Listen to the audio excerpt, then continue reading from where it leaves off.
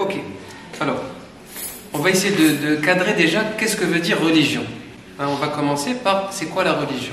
Le mot religion vient du latin religare, hein, qui a deux origines étymologiques, religare, religaro, et en fait on a une origine étymologique qui parle de la religion comme une foi, quelque chose de personnel, hein, une foi personnelle, et on a une autre étymologie qui quelque part définit la religion comme une institution politique ou un organisme institutionnel.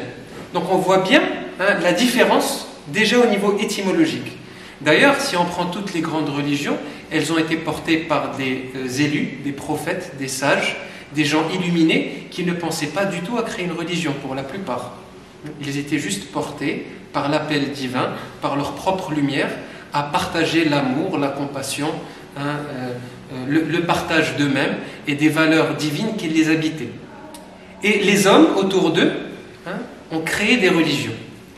Donc on voit bien quelque part que c'est l'élan spirituel, c'est l'inspiration de ces êtres qui quelque part a figé dans la matière quelque chose qui s'est institutionnalisé, qui est devenu une religion ou des religions à travers le monde.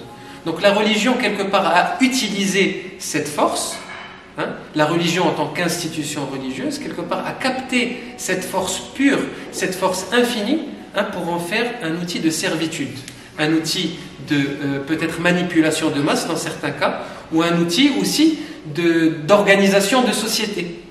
Si on prend par exemple le christianisme, Jésus était un être pur. D'ailleurs dans l'islam on l'appelle Ruh al-Quddus, donc l'être, l'âme qui atteint le plus haut seuil de pureté. Ça c'est dans l'islam. Jésus, quelque part, quand il s'est pas enfoulé la terre, il n'avait aucun désir de rien, il ne voulait fonder ni religion, ni mouvement, il parlait que de Dieu. Et du miracle de Dieu. Et du miracle de lui ayant réalisé Dieu en lui-même. Et ça a pris 2-3 siècles pour que la religion chrétienne s'institutionnalise.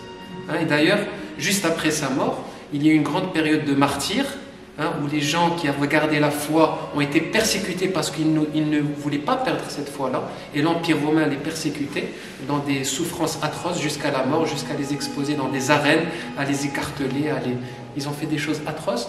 Et quand un empereur, un des empereurs romains s'est rendu compte de la foi, la force de leur foi, il s'est dit tiens, il y a peut-être quelque chose à faire. Et c'est là où, après le premier concile de Nicée, Rome a décidé d'institutionnaliser l'enseignement de Jésus comme une religion, et on a fait la religion chrétienne. Et la religion chrétienne a donné tout ce qu'on connaît après. Et on a plusieurs cas comme cela. D'accord ?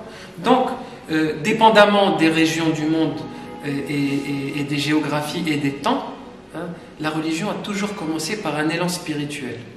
C'est l'inspiration de certains êtres qui sont arrivés au sommet d'eux-mêmes, au plus profond de leur propre vérité, et quand ils sont arrivés à cette énergie-là, cette force a attiré beaucoup de choses autour d'elle, et dont l'organisation de religion. Dans l'islam, par exemple, on retrouve la religion qui a été d'ailleurs, et c'est original, pensée pendant la vie même du prophète Mohammed sallallahu alayhi wa sallam, a été pensée comme une institution sociale. Donc elle s'est organisée pour organiser une société. Mais si on regarde vraiment l'islam, par exemple, le vrai islam, c'est le cœur du prophète. C'est comment il aimait. C'est ça son enseignement. Après, les hommes en ont fait beaucoup d'autres choses. Donc souvent, ça commence d'un grand élan d'amour, et ça se termine par des guerres. Dans beaucoup de cas. Pourquoi ? Parce qu'on a complètement oublié, isolé cette inspiration-là pour en faire un outil de manipulation et de propagande.